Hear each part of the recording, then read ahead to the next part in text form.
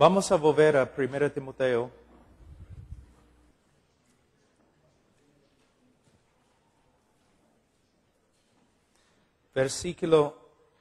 Capítulo 4, versículo 12. Ninguno tenga en poco tu juventud, sino sé ejemplo de los creyentes en palabra, conducta, amor, espíritu, fe y pureza. Entre tanto que voy, ocúpate en la lectura, la exhortación y la enseñanza. No descuides el don que hay en ti, que te fue dado mediante profecía con imposición de las manos del presbiterio. Ocúpate en estas cosas, permanece en ellas, para que tu aprovechamiento sea manifiesto a todos. Ten cuidado de ti mismo y de la doctrina, persiste en ello, pues haciendo esto te salvarás a ti mismo y a los que te oyen. Versículo 11, Pablo está hablando con la autoridad de un apóstol, bajo la inspiración del Espíritu Santo. Estas no son sugerencias al joven Timoteo, sino mandatos. Pablo está enseñándole lo que va a necesitar para ser un buen y fiel ministro de Jehová. Nosotros tenemos que escuchar y aplicar lo mismo a nuestra vida. Él dice que primeramente, versículo 12, que el ministro debe ser ejemplo de los creyentes. No solamente debemos ser un ejemplo a los creyentes, sino las personas deben poder señalarnos diciendo, allí es un creyente. Así es como un cristiano debe ser. Debemos ser un ejemplo en conducta, palabra, conducta, amor, espíritu, fe y pureza.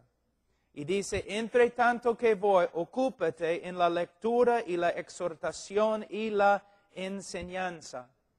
En la iglesia de antes, entre los bautistas, siempre ellos no solamente predicaron la palabra de Dios, sino leyeron la palabra de Dios. Ellos leyeron un texto de la Escritura, por lo menos un capítulo, a veces más que un capítulo, 2, 3 capítulos. Por supuesto, los hermanos en ese entonces, muchos de ellos no tenían Biblias, pero es una buena práctica que nosotros podemos usar en el día de hoy. La Biblia debe ser casi el centro del culto. No, por supuesto, no va a reemplazar a Cristo, pero conocemos a Cristo a través de su palabra. Es algo muy, muy bueno tener una lectura bíblica cada servicio, para que los hermanos puedan ver que los líderes en la iglesia ven la importancia de la lectura. Pero no solamente lectura, sino también tenemos aquí exhortación y enseñanza. Los pastores muchas veces quieren exhortar, pero no es suficiente exhortar, hay que enseñar a la vez. Es muy fácil exhortar, es otra cosa enseñar. Como por ejemplo, yo les di una ilustración de mi propia vida de un hombre que estaba predicando diciendo, hay que caminar en el Espíritu Santo, pero cuando yo me acerqué a él preguntando, ¿qué significa y cómo podemos hacerlo? Se enojó y salió.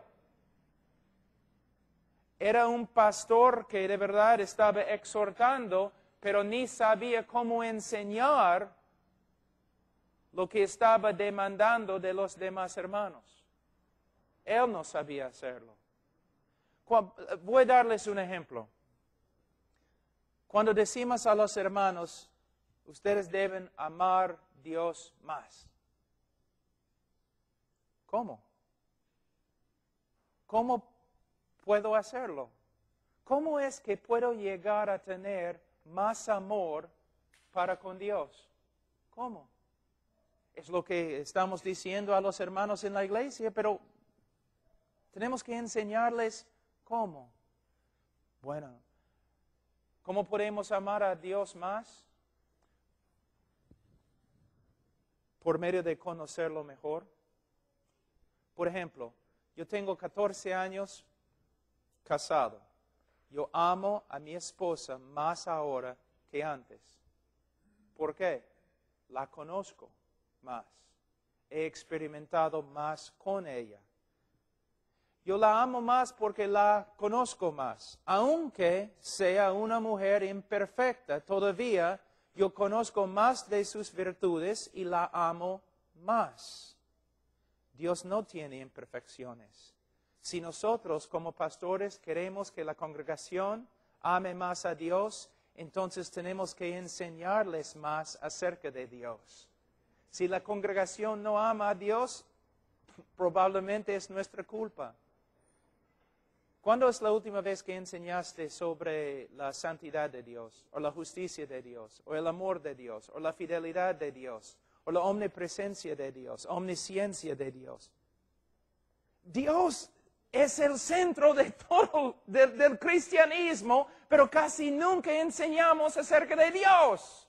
Y la mayoría de los miembros en la iglesia ni podrían escribir media página acerca de un atributo de Dios. Entonces, nos preguntamos, ¿por qué la iglesia no ama a Dios como debe? Porque no conoce a Dios como debe. ¿Y por qué no conoce a Dios como debe? Porque no estamos enseñando a Dios como debemos. ¿Y por qué no estamos enseñando acerca de Dios? Porque hemos reemplazado la teología y la doctrina con los métodos y las estrategias. Y porque para enseñar los atributos de Dios hay que estudiar los atributos de Dios. ¿Ves? Hermano, debes amar a Dios más que ahora. Sí, pastor, pero ¿cómo? ¿Puedes darle una respuesta? ¿Puedes sentarte con Él y explicarle lo que significa amar a Dios y cómo uno puede crecer en su amor para con Dios?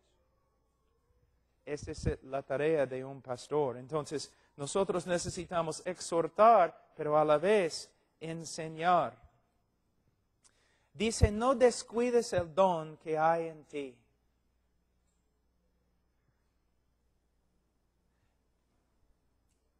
Esto tiene dos significados. No solamente significa que no debemos dejar de predicar, pero también significa no debemos dejar de afinar, creo que es la palabra, nuestro don. De estudiar para que seamos más efectivos con nuestro don. De nuevo, aquí estamos. Personas dicen, bueno, yo voy a predicar, yo estoy listo, siempre dispuesto a predicar, pero ¿estás dispuesto a estudiar? Todos quieren hablar, todos quieren estar adelante, todos quieren ser el centro del servicio, todos quieren gritar y hacer un montón de cosas. Pero si no vas a estudiar, no debes predicar. Hay un pastor que dice, cuando estás predicando un texto y no sabes lo que significa, en la parte donde no sabes lo que significa, solamente habla con una voz más fuerte. Grita. Haz algo para que la congregación no sepa que no sabes lo que estás diciendo. Pastor, dispuesto a predicar, pero si estás dispuesto a estudiar, estás dispuesto a orar, estás dispuesto a preocuparte por tu carácter, la santidad, la pureza y todo lo demás. No se puede separar el mensaje del mensajero. No se puede. No se puede. Ahora, dice, ocúpate en estas cosas. Versículo 15, ocúpate en estas cosas, permanece en ellas. En griego dice, ocúpate en estas cosas, en ellas. Algunos traductores han puesto la palabra absolver, que debemos estar absorbidos en el estudio de la palabra de Dios y la doctrina. Mira, vamos a decir que tengo una mesa aquí y hay agua acá. Y con una servilleta, yo pongo la servilleta encima del agua. ¿Qué pasa al agua? Se absorbe, ¿no? A la vez se desaparece. No puedo verlo nomás. ¿Por qué? Está dentro de la servilleta.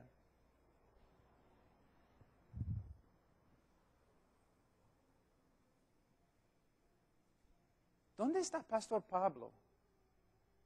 No lo veo. ¿Dónde está? Se ha desaparecido. ¿Dónde está? Está absorbido en sus estudios.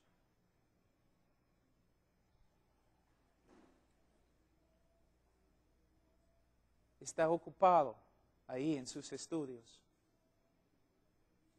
Es su trabajo. Quizás te ves demasiado. Siempre estás adelante demasiado. Siempre estás corriendo por todos lados demasiado. Todos te pueden ver siempre porque nunca te has escondido con Dios. No estás absorbido en tus estudios, en la oración, a solas con Dios. Pero es exactamente lo que Pablo... Mira, Pablo está diciendo a Timoteo, Timoteo, voy a morir. Primero, Timoteo, voy a morir. Y tiempos peligrosos van a llegar.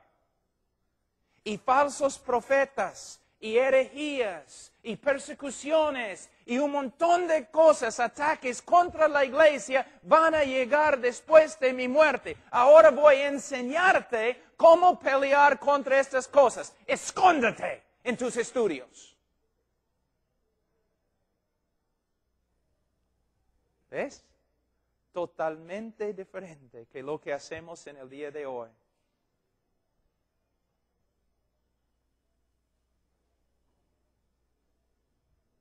Decimos un montón de cosas, pero con toda la letra, todas las palabras que usamos, hay mucho valor. ¿Qué hacemos? ¿Qué logramos? Hermanos, estamos buscando una obra sólida, no un montón de ruido, luces, bulla, cosas así. No, una obra sólida, con un pastor sólido, fiel, conocedor de la palabra de Dios. Familias sólidas, hombres amando a su esposa, siendo líderes en su hogar, discipulando a sus hijos. Pero ¿cómo podemos hacer eso cuando ni los pastores lo hacen? Familias que llegan a la iglesia sólidas, restauradas, completas.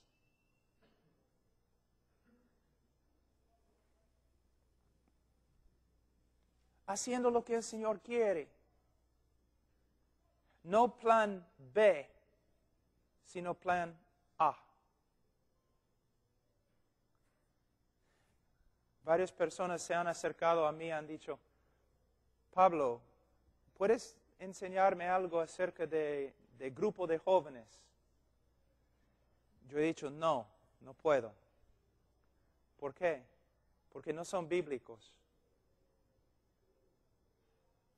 Me gusta decir cosas así para asustar a todos.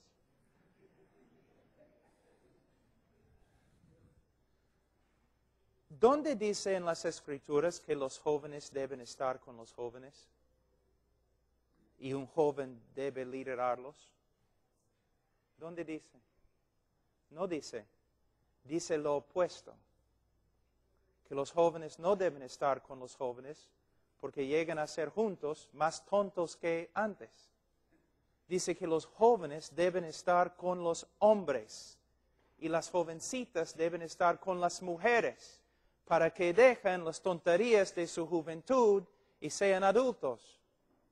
Pero nosotros juntamos los jóvenes con los jóvenes y ponemos un joven sobre ellos como líder y simplemente llegan a ser más tontos que antes.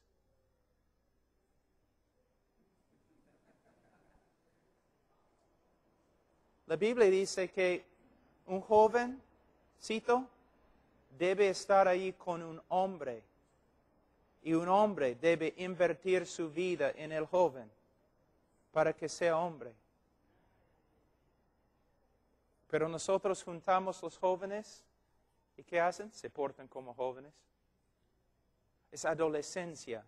Eso no existe en la Biblia. Es una cosa creada por los psicólogos. Nada más. No es bíblico. No existe.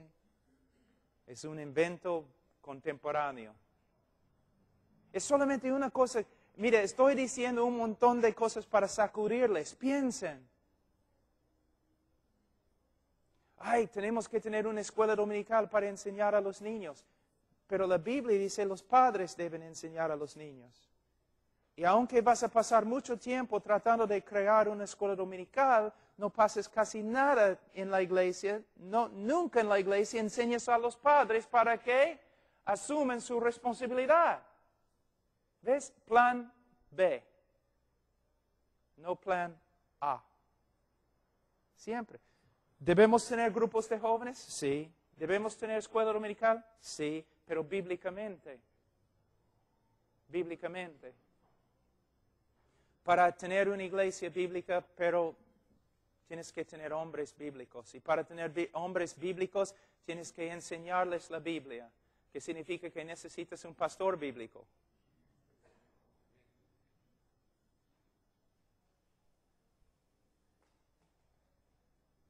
Entonces nosotros tenemos que estudiar, no solamente aceptar. ¿No es increíble que aunque estoy a favor, de verdad, de un grupo de jóvenes, de verdad, no es increíble que aunque no hay tal cosa como grupo de jóvenes en la Biblia, si yo digo que un grupo de jóvenes no es bíblico, todos se asustan. ¿Por qué? Es algo que ustedes han recibido de otros sin estudiar la Escritura para ver, ¿de verdad es necesario? Sí es necesario. No puedes tener una iglesia sin un grupo de jóvenes. Pero, ¿qué dice la Biblia? Los padres deben enseñar a los jóvenes. Y los jóvenes deben estar con sus padres. En nuestra iglesia tenemos un grupo de jóvenes bien grande. Es una iglesia grande. Los padres son el centro del grupo de jóvenes. Y el ministro de jóvenes es el ministro de la familia. Su trabajo no es enseñar a los jóvenes. Su trabajo es enseñar a los padres para que puedan enseñar a sus propios jóvenes. Y cuando los jóvenes se reúnen con sus padres, es un gozo y una alegría. Pueden compartir todo lo que han aprendido en sus propias familias. Pero tú dices, pero Pablo, ¿qué pasa con el joven que viene de la calle y no tiene padre o madre cristiano para enseñarle? Bueno, ¿qué pasa ahora en tu grupo de jóvenes? Él entra y ¿qué dice? ¿Qué ve cuando entra? No ve una familia cristiana. Ve lo mismo como en el mundo. un grupo de jóvenes con jóvenes, haciendo cosas de jóvenes poco más moral, hablando de Jesús, pero no ve nada de una familia bíblica o cristiana. Solamente jóvenes con jóvenes, los padres no existen. Pero, si un joven entra en nuestra iglesia, ¿qué va a ver? Caramba, este papá, este padre y madre se aman tanto. Y están ahí con sus hijos, se divierten juntos, no hay separación o división entre ellos. Y es una entonces así es una familia cristiana. Así es lo que significa ser un padre. Así es lo que significa ser una madre. Así es como uno respeta a su padre y madre. ¿Ves la diferencia? Tú no puedes hacer eso en un mes ni en un año. Pero poco a poco tienen que empezar a ver que la Biblia dice que el que camina con tontos llega a ser tonto. El que camina con los sabios llega a ser sabios. Un joven, según la Escritura, básicamente es tonto. Juntamos todos los tontos para que se enseñen. Con un joven un poco más mayor que es guapo y carismático, para que él cree un grupo de jóvenes bien grande, y si él se va a otra iglesia, todo el grupo se desaparece. Sí, es muy bíblico. No solamente estamos violando, estamos quebrando todos los mandamientos que el Señor nos ha dado, toda la sabiduría en la Escritura. Nosotros decimos de los católicos, los católicos viven no su tradición, todo es tradición, no pueden ver la Biblia por causa de la tradición. Médico, sánate. Estamos haciendo lo mismo.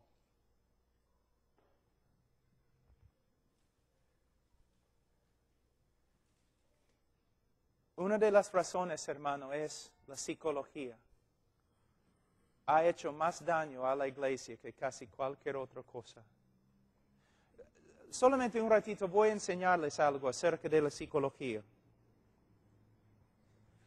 Básicamente, los tres hombres que han influenciado la iglesia más como psicólogos son Freud, que era aborrecedor del cristianismo, Rogers, que era aborrecedor del cristianismo, y Skinner, que era aborrecedor del cristianismo. ¿No es interesante que en el día de hoy tenemos que tener psicología en la iglesia?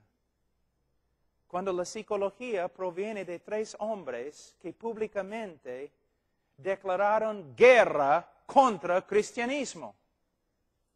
Pero ahora nosotros decimos, no, mira, toda verdad es verdad de Dios. Entonces tenemos que usar la verdad de las Escrituras y la verdad de los psicólogos. ¿No es cierto? Es lo que dicen. Pero hay varios problemas. Primeramente, estás diciendo que la Biblia no es suficiente. Es lo que estás diciendo. Cuando uses toda tu psicología, estás diciendo que el hombre contemporáneo es demasiado complejo y nosotros no podemos curar sus problemas con la Biblia. Es lo que estás diciendo. Cuando la psicología entra, es exactamente lo que estás diciendo. Segundo, vas a usar la verdad de los psicólogos, pero hay un problema. En el estudio de la lógica, hay una regla que se llama la ley de no contradicción. Soy psicólogo. Tengo Freud, Rogers y Skinner. Tengo todos los libros de Freud, todos los libros de Rogers, todos los libros de Skinner. Entonces, voy a decir que soy psicólogo cristiano. tal cosa no existe, pero vamos a usar esa palabra. Tú vienes a mí. Ahora, mi trabajo es darte la verdad. ¿Cuál de las cuatro fuentes voy a usar?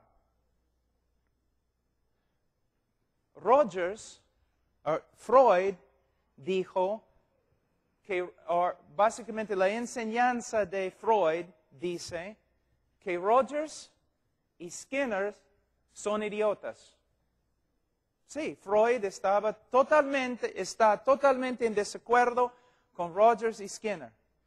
Rogers dice básicamente que Freud y Skinner son idiotas.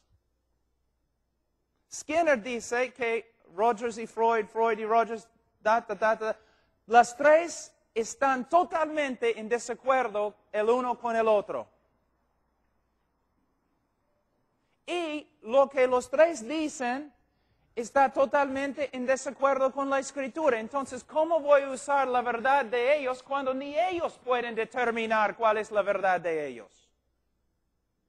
Y si yo digo, bueno, entonces yo voy a escoger la verdad de Freud y yo voy a escoger la verdad de Rogers y yo voy a escoger la verdad de Skinner, entonces yo soy la autoridad ahora.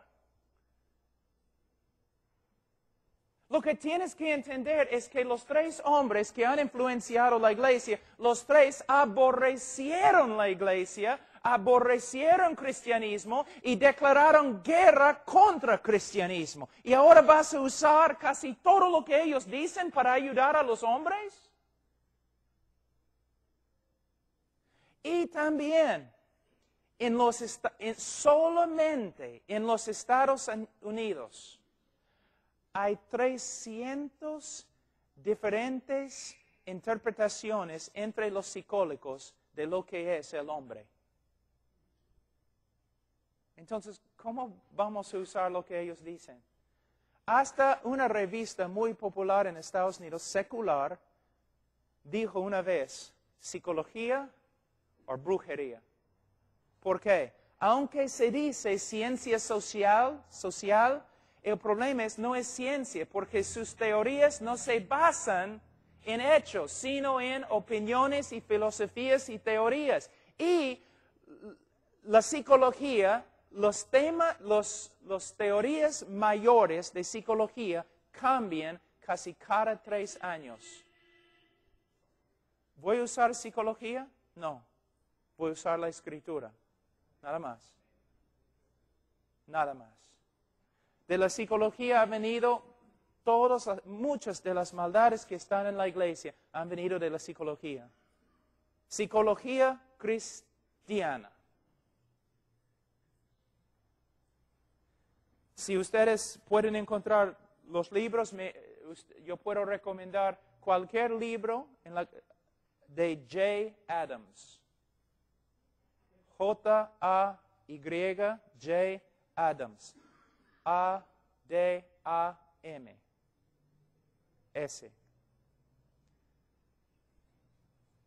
Nosotros tenemos una Biblia y la Biblia es suficiente para curar al hombre que se arrepiente y cree.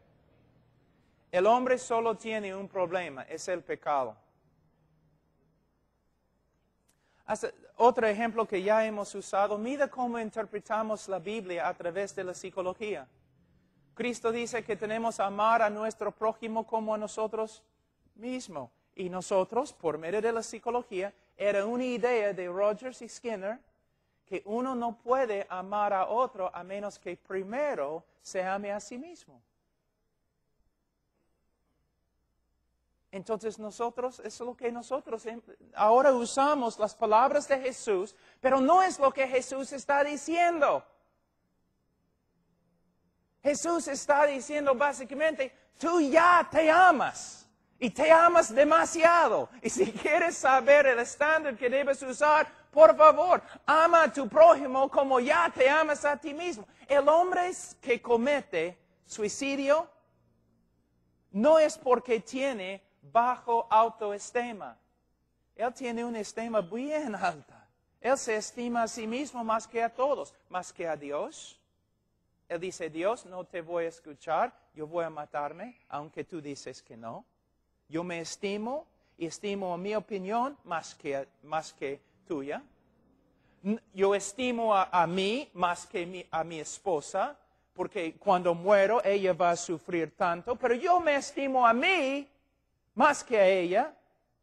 Y yo estimo a mí más que a mis hijos que van a sufrir. Yo me estimo más que a mis amigos que van a sufrir. El problema del pecador no es una baja autoestima. El problema del pecador es que tiene una alta autoestima. Y necesita arrepentirse. Muchos de ustedes están pensando, ese Pablo está lleno de rencor y odio y odia a todo el mundo. Pero hermanos, nada de eso existió en cristianismo. Todas esas cosas que estamos enseñando en el día de hoy, muchas de esas cosas no son de la Biblia. Interpretamos la Biblia a través de nuestra cultura y nuestras ideas mundanas. Voy a darles otro ejemplo. Los jóvenes en la iglesia, un jovencito y una jovencita, tiene 17 años y salen juntos, ¿no? Como se llama cita, una cita, salen juntos. De ahí caen en pecado. Y nosotros, ¿pero por qué? ¿Cómo puede ser? ¿Ok? Voy a darles un ejemplo. Vamos a decir que ahora mismo estoy en un departamento, estoy quedándome en un sitio que Martín, cuando llegó aquí, Martín me dio un departamento para quedarme ahí una semana. Entonces el departamento está allí con su cocina y todo. Es un departamento, estoy ahí una semana mientras estoy enseñando a ustedes. Pero como 8 en la noche, Martín decide, voy a visitar a Pablo. Entonces, Martín toca el timbre, oye, Martín, pasa. Martín entra y estoy ahí a solas con una mujer. Una mujer bien guapa, bonita, amén. ¿Quién dijo amén? Hermano Zacarías. Ay, Señor.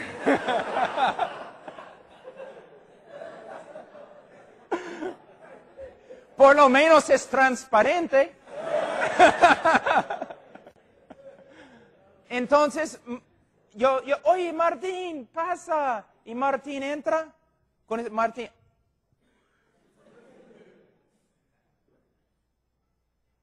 Pablo, ¿qué haces, hermano? Estamos haciendo galletas. ¿Quieres una galleta? Pablo, ¿qué haces? Pablo, ¿cómo puedes hacer? Pero no estoy haciendo nada. Mira, estamos haciendo galletas. Y él sale conmigo, Pablo, mira, vamos a tener que cancelar la conferencia. Y también voy a tener que hablar con la iglesia. Pablo, lo que has hecho es horrible. Pero hermano, no hicimos nada, solamente estamos Pablo, mira, no me importa lo que hayas hecho. Estás en un cuarto a solas con una mujer, es tan peligroso. ¿Cómo puedes hacer una cosa tan peligroso? Mira, un ratito. Yo tengo 45 años. No quiero una mujer. Yo quiero dormir nomás, estoy cansado. Yo tengo 45 años. Tengo una esposa. Si cometo adulterio, voy a perder a mi esposa quizás. Voy a perder a mis hijos y por lo menos destruir a mis hijos. También toda la misión va a sufrir. Quizás muchos misioneros no van a recibir apoyo nomás, va a haber un montón de problemas en 17 diferentes países. Yo tengo mucho que perder. Entonces, si alguien se va a cuidar, soy yo. Tengo mucho que perder. Tengo más que perder que un joven de 17 años. Tú dices que es una locura que yo esté a solas con una mujer. Pero tú dices que está bien si dos jovencitos de 17 años salen juntos una cita. Está bien. ¿Alguien puede ver un problema? Si es peligroso para mí estar a solas con una mujer, cuanto más es peligrosísimo dos jovencitos saliendo una cita. Hay una manera bíblica de arreglar la situación, pero es otra conferencia. Pero pueden ver lo que estoy diciendo. Muchas veces hacemos cosas que no son bíblicas y después, ¿por qué todo salió mal? ¿Por qué todo salió mal? Porque desde las raíces lo que estamos haciendo está mal. Por eso nosotros tenemos que ocuparnos en estas cosas. Dice Pablo a Timoteo, permanece en ellas para que tu aprovechamiento sea manifiesto a todos. Pastor, ¿tu aprovechamiento se manifiesta a todos? ¿Tu congregación puede ver que estás creciendo? ¿Tu congregación puede ver que estás creciendo en la santidad, conformidad a Cristo? ¿Tu congregación puede ver que estás creciendo en tu conocimiento de las Escrituras? De una forma, la congregación el pastor tiene que cuidar a la congregación, pero de otra forma la congregación tiene que cuidar al pastor. Y cuando la congregación ve que el pastor no está creciendo en conocimiento, santidad, la congregación debe hablar. Pastor, ¿qué está pasando? ¿Estás estudiando? Una cosa muy importante, si quieres de verdad ser un hombre de Dios, si quieres de verdad, destruye tu televisor. Debes destruir tu televisor o venderlo a un mormón.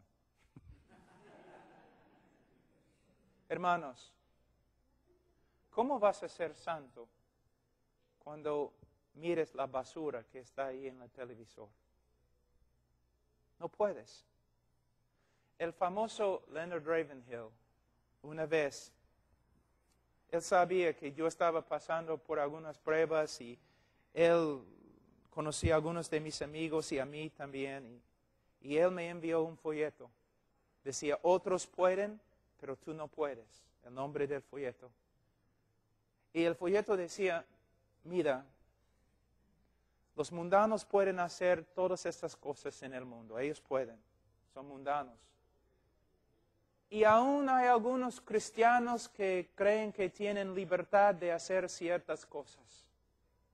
Pero si tú quieres ser hombre de Dios, lleno del Espíritu Santo, útil para la obra de Dios, tú no puedes.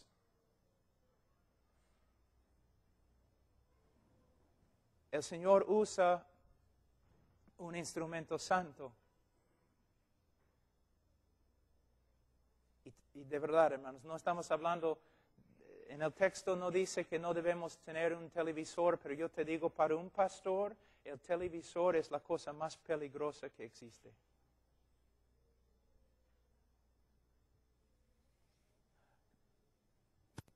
Tantas personas me dicen, quiero estar lleno del Espíritu Santo. Y la iglesia está orando para que el Espíritu Santo no obre entre nosotros. Pero después del culto todos regresan a la casa.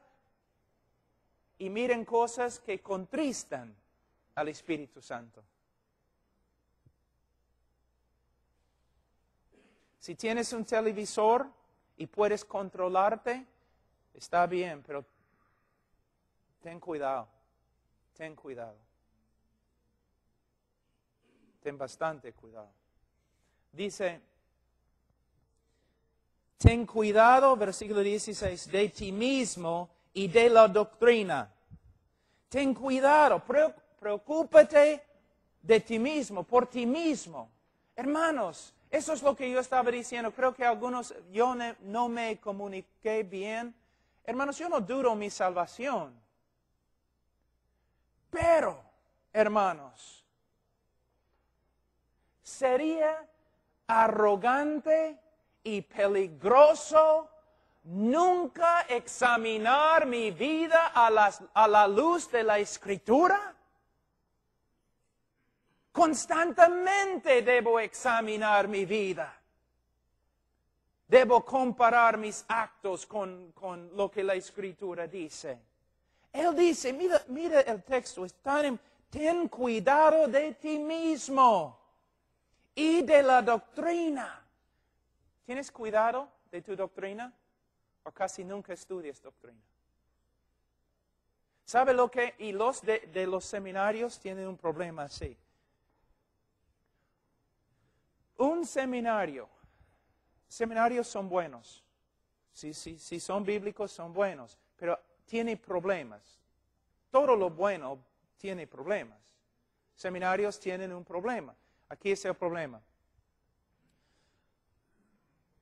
No puedes aprender, no puedes comprender la doctrina de la Trinidad con una clase, un semestre.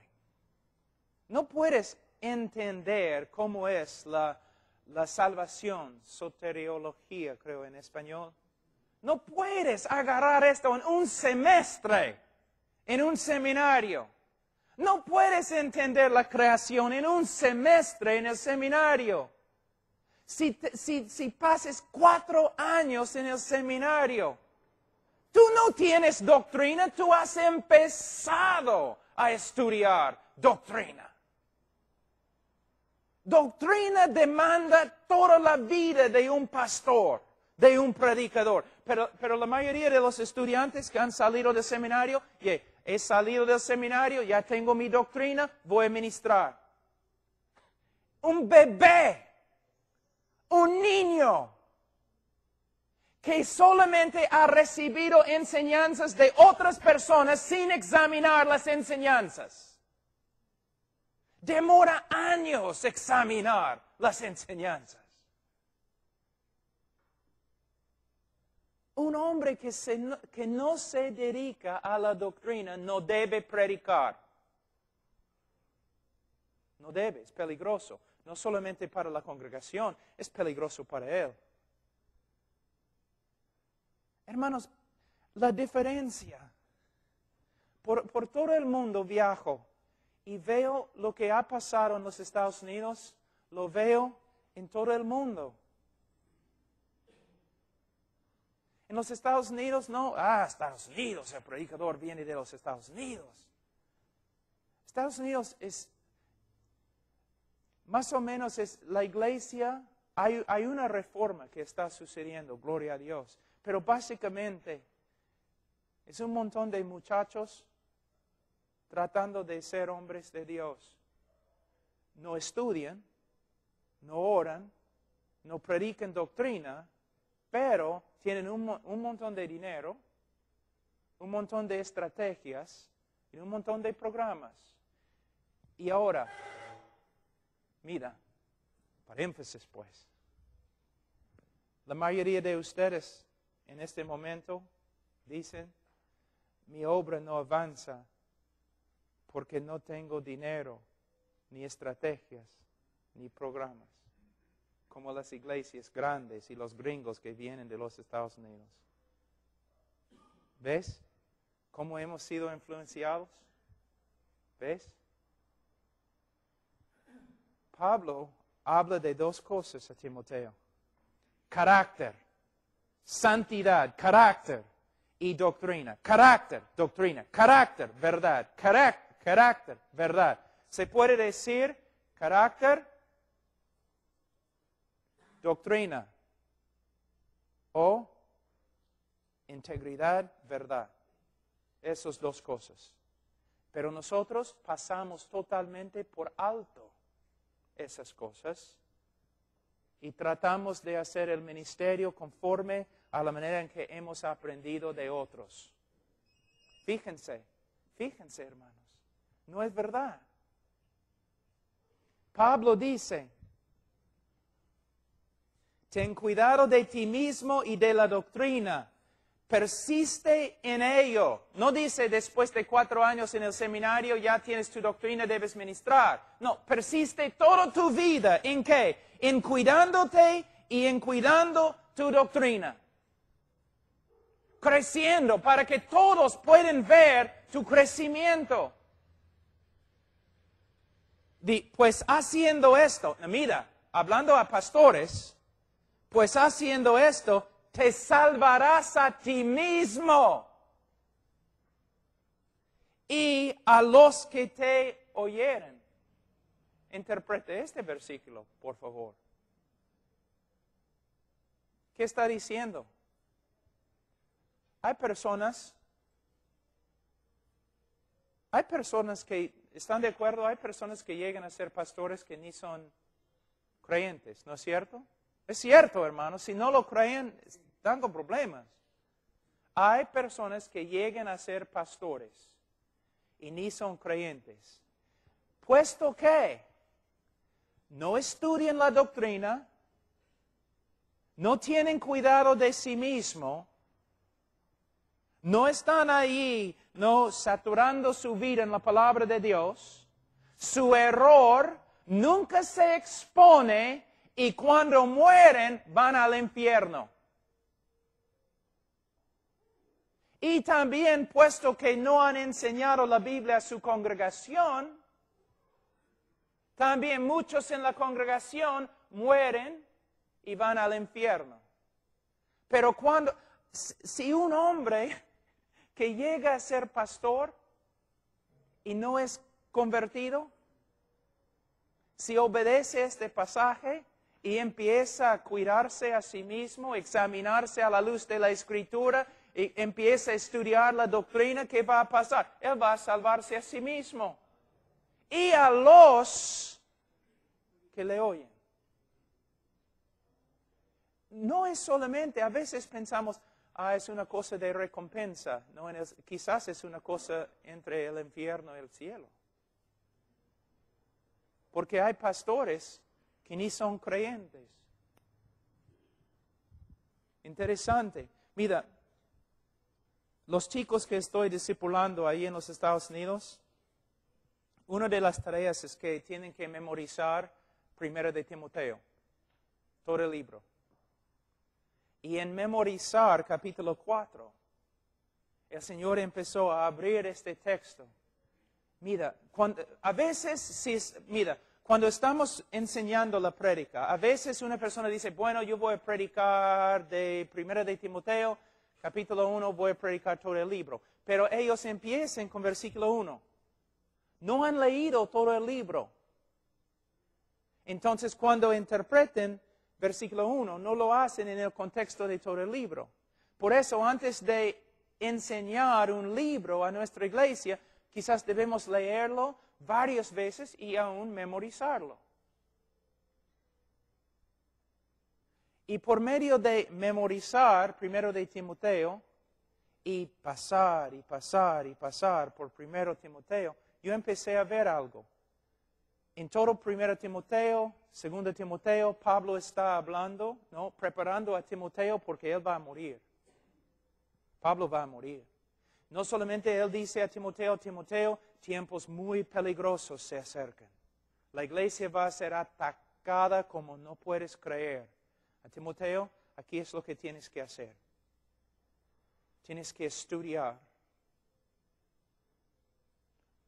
Tienes que tener cuidado de ti mismo, tu santidad, tu doctrina, lo que crees, lo que enseñas. Tienes que darte a la exhortación y enseñanza y lectura de la Escritura. Si haces esto, Timoteo, harás bien, tendrás éxito. Pero nosotros hemos complicado el asunto, ¿no? Hay un montón de cosas que tenemos que hacer. Si yo fuera un pastor aquí, todos probablemente dirían, ese Pablo no hace nada.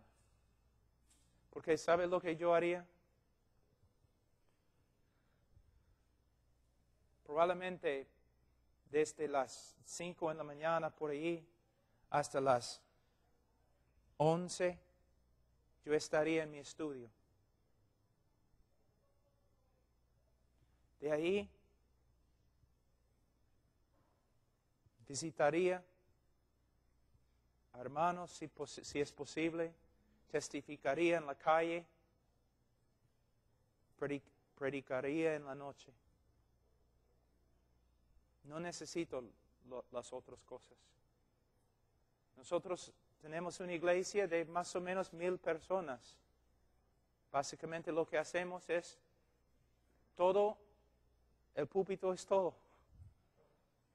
El púlpito es todo. Y de ahí del púlpito, otras clases. Enseñanza, doctrina. Todas las clases son clases de doctrina. Todo. Toda la iglesia, solamente doctrina, doctrina, doctrina. Pero las cosas prácticas, doctrina es práctica. Doctrina es verdad. Lo que los miembros necesitan es la verdad. La verdad, ¿qué es un esposo bíblico? ¿Qué es un hijo bíblico? ¿Cómo se puede gastar dinero bíblicamente? ¿Cómo se puede hacer eso bíblicamente? Todo tiene que ver bíblicamente. ¿Cómo se hace? Enseñando, enseñando, enseñando, enseñando, enseñando.